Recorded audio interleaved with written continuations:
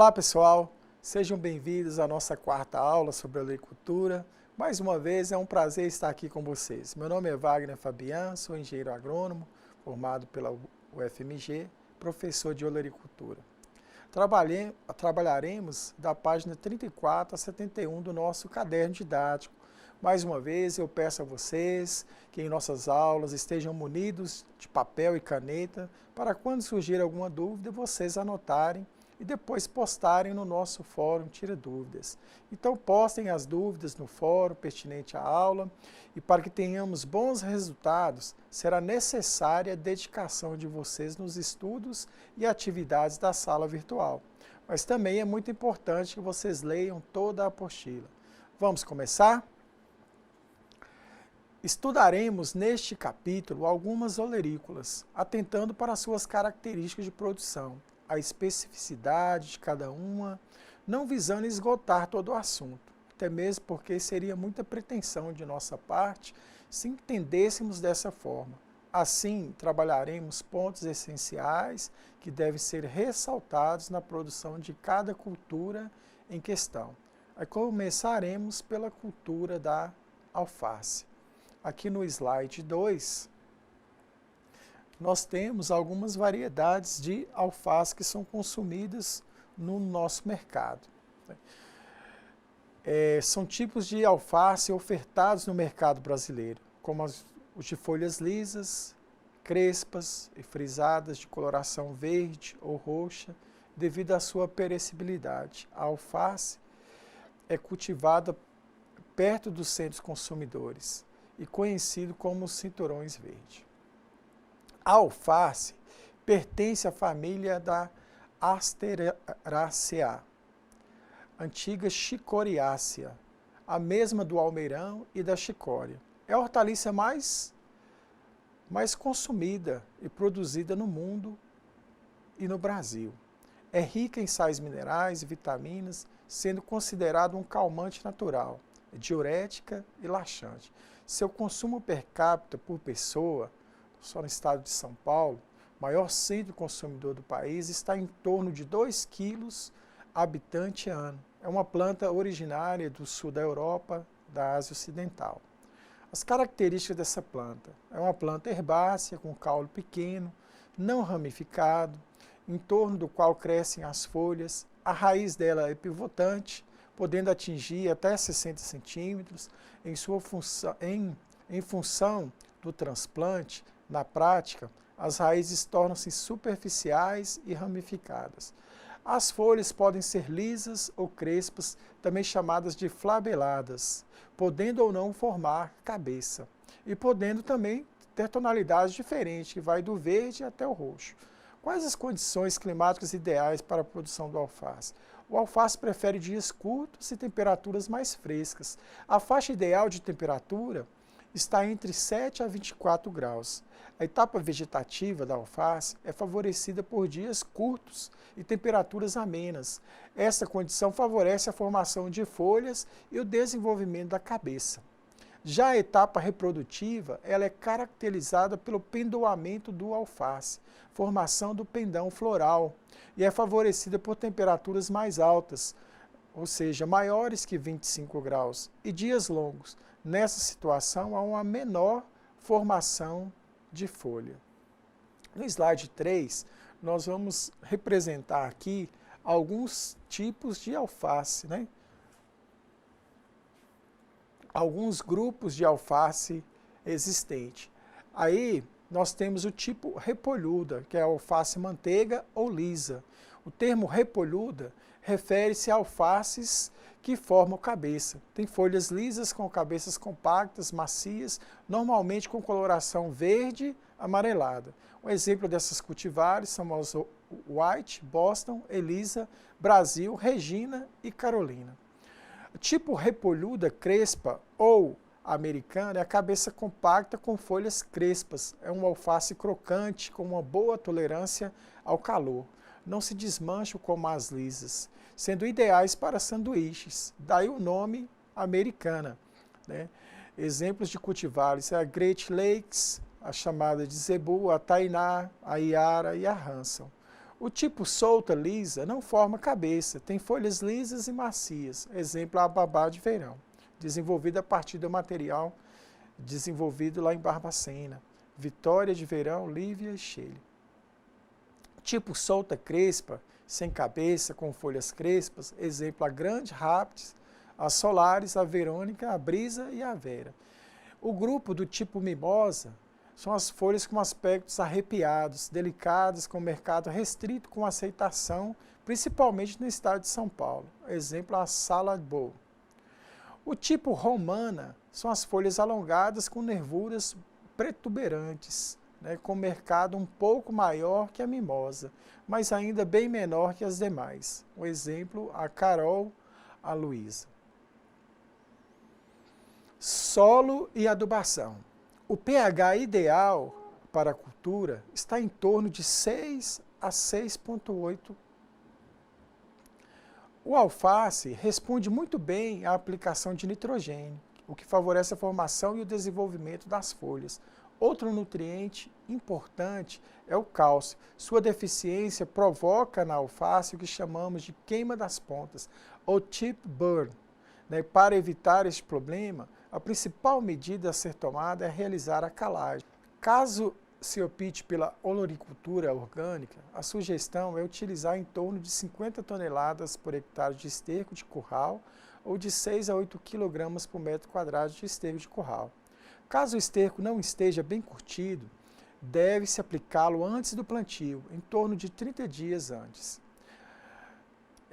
Se for fazer uma adubação mineral, o ideal seria de 150 kg por hectare, sendo aplicado 20% no transplantio, 20% de 15 dias após o transplantio e 30% 30 dias após o transplantio, nesse caso para a aplicação de nitrogênio.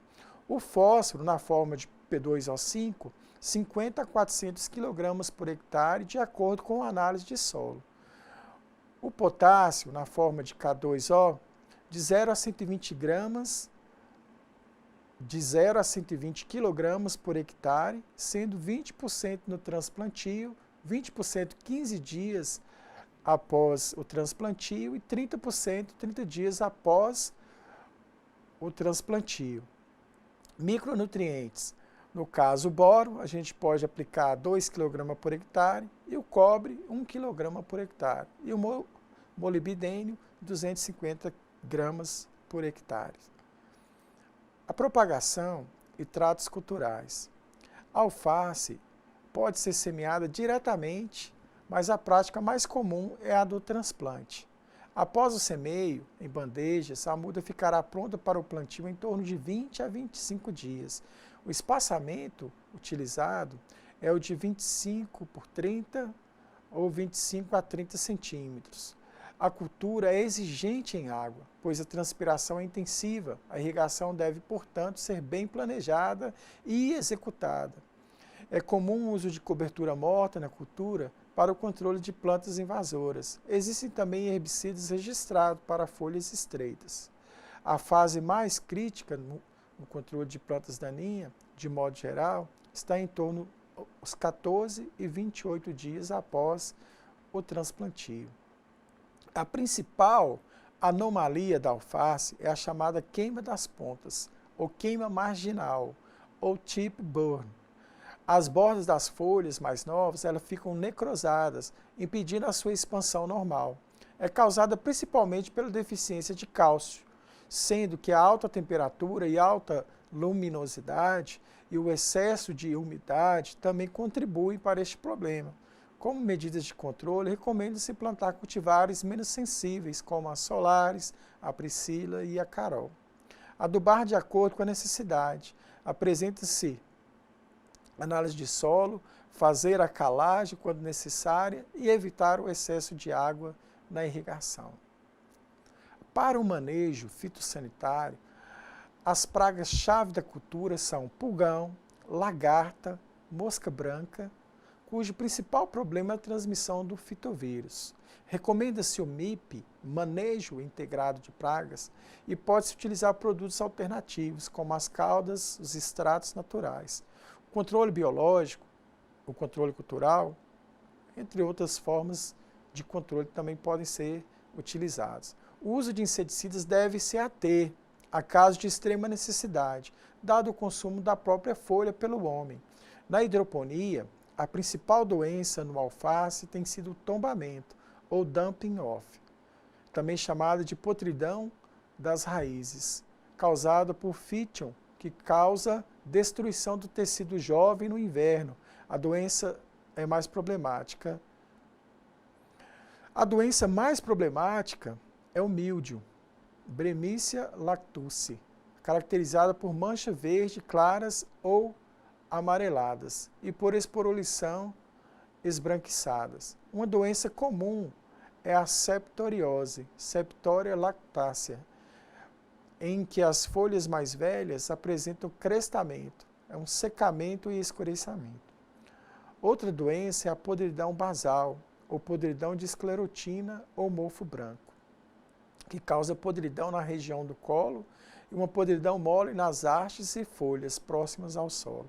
Recomenda-se o uso de sementes sadias para evitar o plantio contínuo de alface na mesma área, evitar a irrigação excessiva e o uso de fungicidas próprios e registrados para o alface.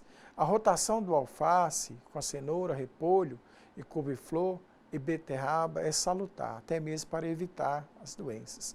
A virose mais comum é chamada de LMV, que causa mosaico nas folhas, diferentes colorações. É o crescimento retardado e anormal da planta. Com medidas de controle, recomenda-se a erradicação das plantas doentes, e rotação e o uso de sementes sadias, e controle dos insetos vetores que transmitem a doença. A colheita e o manejo e a pós-colheita do alface, o ciclo da cultura, do semeio, da colheita está em torno de 60 a 80 dias. Em ambiente protegido, o ciclo é menor. A colheita deve ser feita quando o desenvolvimento vegetativo for máximo, antes da ocorrência do pendoamento. Uma boa produtividade está em torno de 3,5 a 4 kg por metro quadrado, que se vai equivaler a 40 toneladas por hectare. Alfaces colhidas em hidroponia mantêm suas raízes na comercialização, o que atrasa um pouco o amarelecimento e a senescência das folhas. As perdas pós-colheitas de alface são grandes, o período de comercialização é curto. Para manutenção da qualidade pós-colheita da alface, deve-se considerar 3 fatores. Primeiro, a temperatura, o manuseio e a qualidade da água. A temperatura afeta os processos fisiológicos da planta, por isso deve-se tentar reduzi-lo logo após a colheita, até certo ponto. O manuseio cuidadoso é fundamental também. Manutenção da integridade física do produto, enquanto se a qualidade da água usada na limpeza das folhas e da cabeça do alface deve ser uma preocupação constante, usar uma água de boa qualidade, pela possibilidade real de contaminação dos produtos dos micro-organismos nocivos ao homem. No slide 4, nós vamos falar sobre a batata. Solano tuberosum. A batata pertence à família das solanáceas. Sua origem está no Planalto Andino, no Peru, na Bolívia. A cultura olerícola mais importante do mundo, sendo a 4ª mais importante alimento básico da terra. Os maiores produtores são a China e a Rússia. No Brasil, a produção média é de 21 toneladas por hectare. Os maiores estados produtores são Minas Gerais, Paraná, São Paulo, Santa Catarina e Rio Grande do Sul. O consumo de batata pelo brasileiro chega a ser aproximadamente 13 kg habitante ano. Para se comparar ao americano e ao europeu, consome-se mais de 75 kg de batata habitante ano. Isso demonstra a importância da batata como alimento no mundo. A batata tem grande aceitação mundial, provavelmente pelo seu sabor neutro, podendo ser combinado com vários tipos de alimentos. Tem menos gorduras e açúcar que o arroz e 2 vezes mais proteínas que a mandioca. Uma grande fonte de carboidratos, um dos responsáveis por fornecer energia imediata ao ser humano. É um tubérculo, um caule modificado subterrâneo e a sua forma de reserva. Reprodução é a parte comercial da batata. Condições climáticas para a produção da batata. O clima ideal é o subtropical, sendo que a temperatura ótima gira em torno de 18 a 22 graus. E temperatura acima de 30 graus Celsius aumenta a respiração da planta, diminuindo a produção de tubérculos. Já em temperaturas mais baixas, menor que 15 graus, a tuberização, ou seja, o processo de formação do tubérculo, é precoce e também diminuindo um pouco a produção. Condições ótimas para a cultura são condições de máxima luminosidade, noites frias e termoperiodicidade de 10 graus, ou seja, variação da temperatura da noite para o dia em torno de 10 graus. Os estágios ou ciclos de desenvolvimento se dividem da seguinte forma. O primeiro estágio, o plantio entre a emergência no máximo de 2 semanas, exige pouca água, pois a reserva de nutrientes vem do tubérculo, que é a batata semente. O segundo estágio é a emergência até o início da tuberização, até a 4ª, 5ª semana, exige mais água. Ao final desse estágio, fazer a prática da amontoa, com adubação complementar. O terceiro estágio já é o início da tuberização em si, até o máximo desenvolvimento vegetativo da planta, até a 10ª semana. Há acúmulo de fotoassimilados, que são os produtos da fotossíntese no tubérculo, máxima absorção de nutrientes e água. O quarto estágio é o pico vegetativo, até a senescência e o envelhecimento natural, até a 14ª semana. Há o incremento, o ganho de peso, às vezes de até 1 tonelada por hectare dia. No slide 5, nós vamos mostrar aqui algumas cultivares de batata que são produzidas e plantadas no Brasil. No Brasil, existe cerca de 100 cultivares registrados. A indústria adota um padrão de letras para cultivares de acordo com a sua aptidão na cozinha. Por exemplo, a letra F quer dizer que é batata para fritura, a letra M, batata para massa ou purê, e a letra C, batata para cozimento.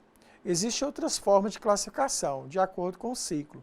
CV precoce, ciclo de 82 a 113 dias. CV médio, ciclo de 93 a 134 dias. CV tardio, ciclo de 100 a 138 dias. Ou também pode ser classificado de acordo com a origem.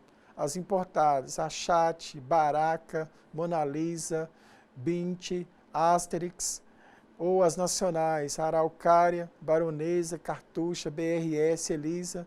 O padrão nacional de batata é a Bint, que tem a película e a polpa amarela e lisa com gemas superficiais, oval, alongada, de formato uniforme e média. Solo e adubação. Solos pesados, argilosos, são prejudiciais à cultura, pois a mesma se desenvolve sobre o solo. Sendo assim, é exigente em solos de textura média. Tolera acidez moderada, pH de 5 a 6, e sugere não corrigir o pH do solo acima de 5,8, porque valores mais altos de pH favorecem bactérias causadoras de doenças, como a murcha bacteriana e a sarna. O valor de saturação de bases deve estar em torno de 60%. Adubação orgânica nós devemos fazer de 20 a 30 toneladas de esterco de curral por hectare.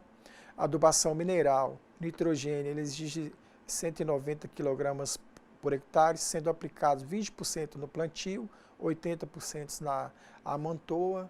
A prática feita 25 a 30 dias após o plantio. O fósforo de 50 a 420 kg por hectare, sendo 80% no plantio, 20% na amontoa, e mais uma aplicação de boro de 1 a 2 kg por hectare. O fósforo de 100 a 350 kg por hectare, 120% aplicado no plantio, 80% na amontoa, né? E o zinco cerca de 2 kg por hectare. E o plantio? As épocas de plantio, época das águas, de setembro a novembro, com colheitas em janeiro e abril para regiões altas, né? O plantio na seca deve ser feito de fevereiro a abril, com colheitas em maio e agosto. Regiões com altitudes médias, plantio de inverno, de maio a junho, com colheita de setembro a dezembro. Regiões com várias altitudes. O método de propagação e o uso de batata semente, que é o próprio tubérculo, a batata emite vários brotos que se transformam na batateira. A semente brotada representa um alto custo no processo de produção, podendo representar de 30% a 45% do custo total de produção a ser comercializada. Para se plantar 1 hectare de batata, gasta-se de 50 a 70 caixas de 30 kg. O peso individual de cada batata deve variar de 40 a 60 gramas. A batata semente emite vários brotos, e cada broto pode originar uma haste ou um ramo. Não são todos os brotos que irão desenvolver uma haste. Essa haste, ao se desenvolver, irá originar uma planta completa. O broto ideal deve ser curto e colorido. No plantio, abre-se sulcos com 10 centímetros de profundidade, coloca-se o tubérculo e cobre-se com solo. O espaçamento varia de 60 a 90 por 20 centímetros. O desejado é que por metro quadrado apareçam de 10 a 15 hastes principais. Os tratos culturais. O primeiro trato a gente vê é a amontoa. Consiste em aterrar as fileiras, ou seja, cobrir com um monte de terra de aproximadamente 20 a 30 centímetros de altura. Essa prática estimula a tuberização, processo de formação do tubérculo, auxilia no controle de plantas daninhas, melhora a eficiência da adubação, do NPK, e protege contra o processo de esverdecimento da batata. A irrigação, embora não seja uma cultura muito exigente em água, deve-se adotar uma irrigação leve. Dessecação da parte aérea. Alguns produtores, para antecipar a colheita, aplicam dessecante na cultura, aumentando sua precocidade. Isso é feito por volta de 90 dias após o plantio, mas é uma técnica que não é muito recomendada. As anomalias que existem na cultura, nós podemos destacar os esverdecimento ou enverdecimento da batata, especialmente algumas variedades mais sensíveis, quando expostas à luz, à luz do sol ou de lâmpadas, desenvolve uma cor verde, mesmo após colhida. Nesta área, forma-se também uma substância tóxica ao homem, um glicoalcaloide chamado solanina. Assim, devemos tentar impedir isso, usando a prática da amontoa, guardando a batata colhida em local escuro e usando variedades mais resistentes, como a Bintia. O embonecamento também é uma anomalia e é causado por um crescimento desordenado do tubérculo, que forma prolongamentos. É causado por oscilações hídricas, muita água e pouca água, alta temperatura do solo, excesso de nitrogênio. O coração preto, o tubérculo no seu interior, pode desenvolver uma região escura e oca causada pela deficiência de oxigênio. Em solos alagados, isso acontece. Uma outra anomalia é a esfola, ou colheita precoce da batata antes que ela esteja no ponto ideal de colheita, pode trazer com que a casca se solte facilmente. Isso prejudica o manuseio e o armazenamento. Controle fitossanitário da batata. A batata pode ser atacada por várias pragas e doenças. Daremos apenas alguns exemplos. Exemplo de praga. Larva alfinete, ou a vaquinha, ou como a gente chama ela de diabrótica especiosa, né? Ou bicho arame. É uma lagartinha que perfura o tubérculo. Outra praga é o pulgão, Mesospécie, né? Que são transmissores, vetores de viroses. As doenças, a gente tem a requeima, ou mela, que provoca manchas cinzas escuras e começam nas margens das folhas e avançam para o centro. A doença é favorecida por baixas temperaturas. Pinta preta, alternana solane, provocado por manchas arredondadas nas folhas com anéis concêntricos em forma de alvo, de tecidos necrosados e mortos. É favorecida por alta temperatura. Murchadeira ou murcha bacteriana, Ralstonia solanacearum, provocada pelo murchamento repentino da parte aérea, difícil controle e as viroses. A colheita. A produtividade da batata deve girar em torno de 20 a 30 toneladas por hectare. Seu ciclo médio de 90 a 115 dias. O momento apropriado para a colheita é uma semana após o secamento da parte aérea. Na colheita, as leiras, os montes de terra, onde encontram-se as batateiras, são desfeitas, geralmente com o auxílio de um implemento mecânico. Os tubérculos, então, devem permanecer por mais ou menos 1 hora na superfície. A temperatura ambiente, a batata pode ser armazenada de 3 a 4 semanas. Em regiões com temperaturas mais altas, este tempo é menor. No slide 6, nós vamos falar, vou aqui mostrar para vocês aqui, algumas variedades de beterraba. A beterraba é uma hortaliça da família das quenopodiáceas, mesma da alcelga e do espinafre. Ela é originária da Europa do Norte e da África. Existem 3 tipos de beterraba: oleácea, única no Brasil, açucareira, de onde a Europa extrai a maior parte do seu açúcar, e a forrageira. A beterraba é formada pelo entumecimento, é o inchamento do hipocótilo, parte do caule abaixo dos cotilédones. Em função do seu crescimento e do seu entumecimento, ela é considerada uma hortaliça tuberosa, ou até mesmo a raiz tuberosa. A coloração vermelha da beterraba é dada pelo pigmento chamado beta-cianina. Clima. A cultura tem preferência por temperaturas amenas ou baixas. A temperatura ideal deve estar em torno de 16 a 20 graus. Temperaturas altas tendem a reduzir a pigmentação da beterraba, e temperaturas mais baixas tendem a aumentar a espessura das folhas, o que é um ponto positivo, já que as folhas também são comestíveis. O calor é um fator limitante ao cultivo. A grande maioria das cultivares é de origem norte-americana ou europeia. A cultivar mais conhecida é a Yardley Wonder. A única nacional é a Itapuã 202. Existem também híbridos como a Rosette, formato mais aceito para a beterraba é o globular. Existem variedades com raiz cilíndrica de 4 a 5 centímetros de diâmetro, né, como um vermelho comprido, mas essas variedades não têm tido boa aceitação no mercado, inexplicavelmente. A cultura é exigente quanto à acidez. O pH ideal deve estar em torno de 6 a 6,5. Uma sugestão básica de adubação orgânica seria de 15 a 20 toneladas por hectare de esterco de curral. E na adubação mineral, no caso do nitrogênio, nós aplicaríamos aí 120 quilogramas no plantio e o restante sendo aplicado em 2 vezes, no desbaste e a outra no início do desenvolvimento da parte tuberosa.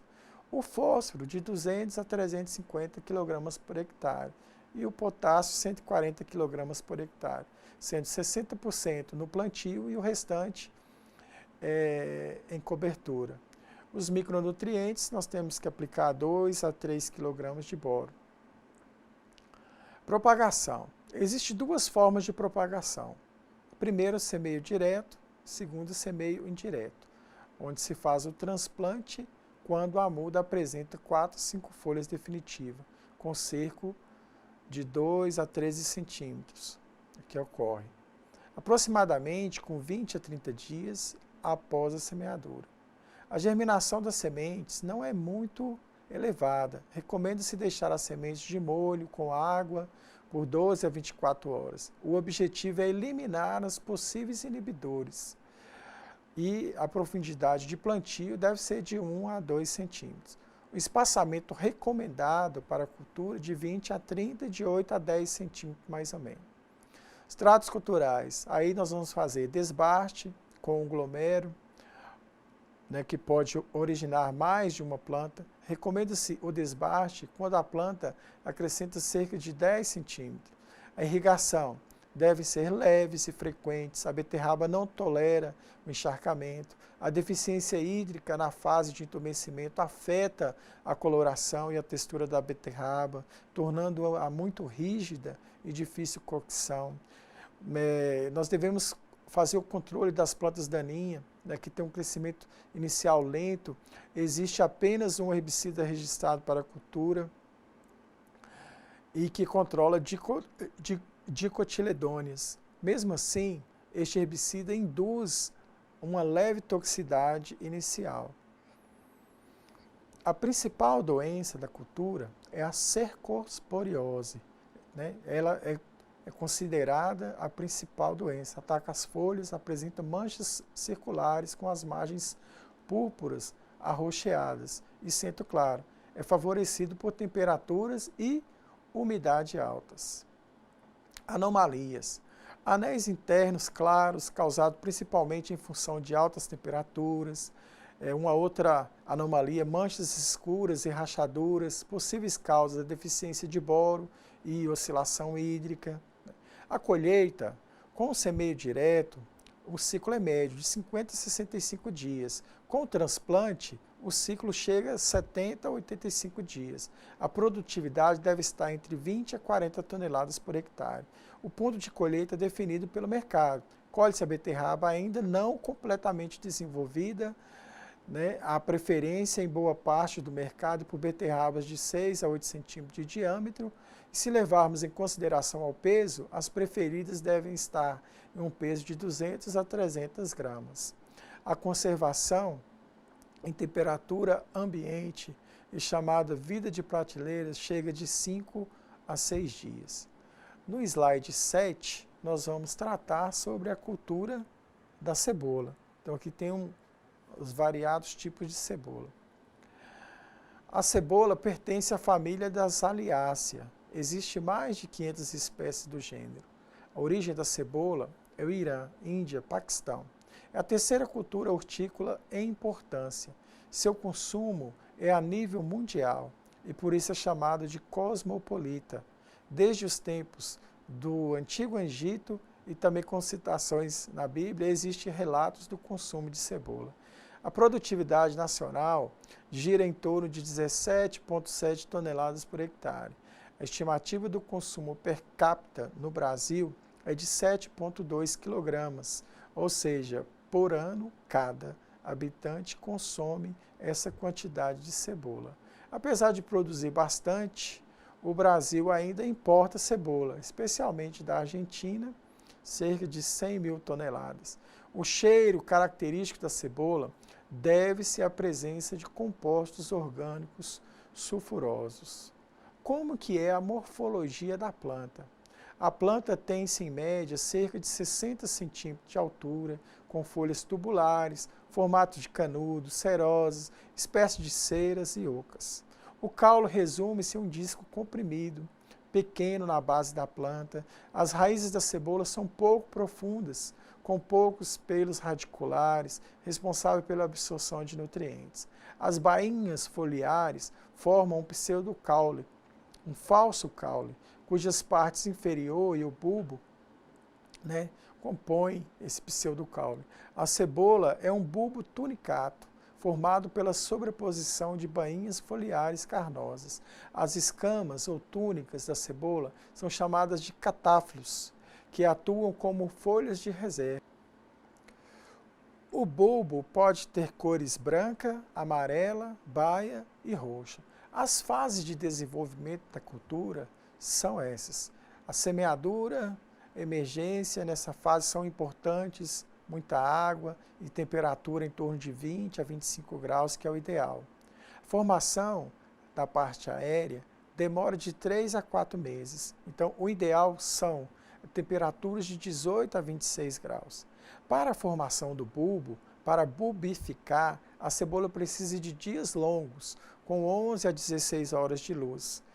Já o florescimento é a fase que não interessa ao produtor, é induzida por baixas temperaturas. A cebola tem várias exigências climáticas. Para formar bulbos, a cebola precisa de dias longos, de 11 a 16 horas de luz. Para florescer, a etapa que não interessa ao produtor, são necessárias temperaturas baixas e dias curtos. A faixa ideal de temperatura, de um modo geral, está entre 15 a 25 graus.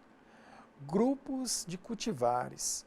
A cultivar precoce, o ciclo gira em torno de 4 a 5 meses. São menos exigentes em fotoperíodo, porém com menos qualidade, consequentemente menor cotação no mercado. A cultivar intermediária, o ciclo é de 5 a 6 meses, exigência de um fotoperíodo de 11 a 13 horas de luz e qualidade intermediária. E a cultivar mais tardia, o ciclo é de 6 a 8 meses, com exigência de um fotoperíodo maior que 13 horas de luz. Tem um plantio muito limitado no Brasil. É a cebola de maior qualidade e cotação, né? O melhor tipo de solo para a cultura é o de textura média. A cebola é sensível à salinidade. Solo com excesso de fertilizantes e com muita irrigação, chuva irregular são prejudiciais. E o pH ideal deve estar em torno de 5,5 a 6,5. Na adubação orgânica, recomenda-se a aplicação de 40 toneladas de esterco de curral. Caso se use esterco de aves, a recomendação é de 12 a 15 toneladas por hectare. Na adubação mineral, recomenda-se para fósforo 50 a 300 kg por hectare, aplicado em todo no plantio. No caso do potássio, até 180 kg por hectare, aplicando 30% no plantio e o restante 40 dias após o plantio.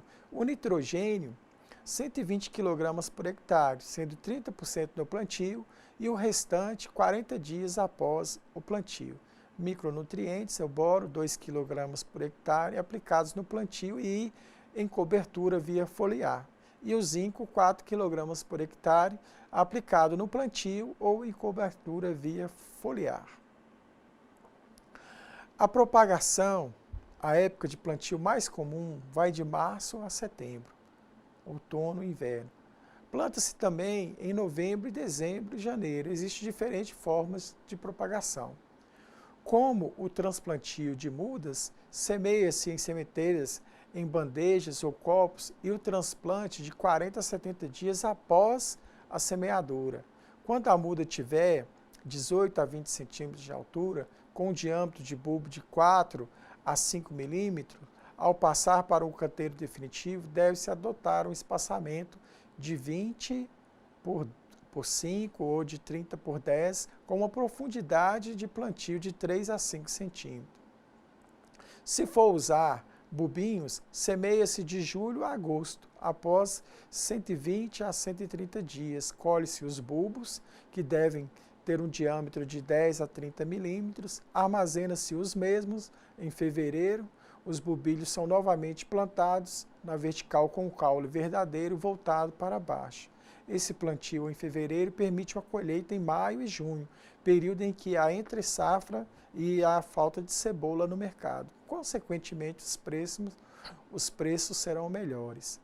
A semeadura direta, ela é feita diretamente no canteiro definitivo, com espaçamento de 20 por 5 ou de 30 por 10. O limitante nesse caso é o controle de plantas invasoras. E aí também temos o método de soqueira. Neste caso, usa-se bulbos refugados de lavoura comerciais. Tecnicamente, não se recomenda este método, pois estaremos usando um material propagativo de baixa qualidade. E os tratos culturais? Deve-se suspender a irrigação próxima à colheita, para que o sabor da cebola seja acentuado. Para isso, adota-se um referencial prático. Ao apertar a região do pseudocaule entre os dedos, 50% das plantas devem estar com o pescoço macio. Para o controle de invasoras, pode-se adotar, entre outros métodos, o uso de herbicida. Existem vários registrados para a cultura, e o uso de cobertura morta, especialmente na fase inicial da cultura. Em relação às pragas, a principal praga da cebola é o Thrips tabaci, que são insetos que vivem em colônia na bainha das folhas, alimentando-se de seiva. O tempo quente e seco favorece a praga. Para o controle, nós recomendamos rotação de cultura, época de plantio, fugir das altas temperaturas e do tempo seco na colheita e uso de produtos químicos dentro da ótica do manejo integrado. Com relação às doenças, algumas das principais são a queima da alternária, ou a mancha púrpura ou requeima, a alternária porre, né, que causa manchas brancas avermelhadas nas folhas e é favorecida por temperaturas altas. E com medidas de controle, recomenda-se rotação e uso de cultivares tolerantes, resistentes, defensivos e uso de calda bordaleza.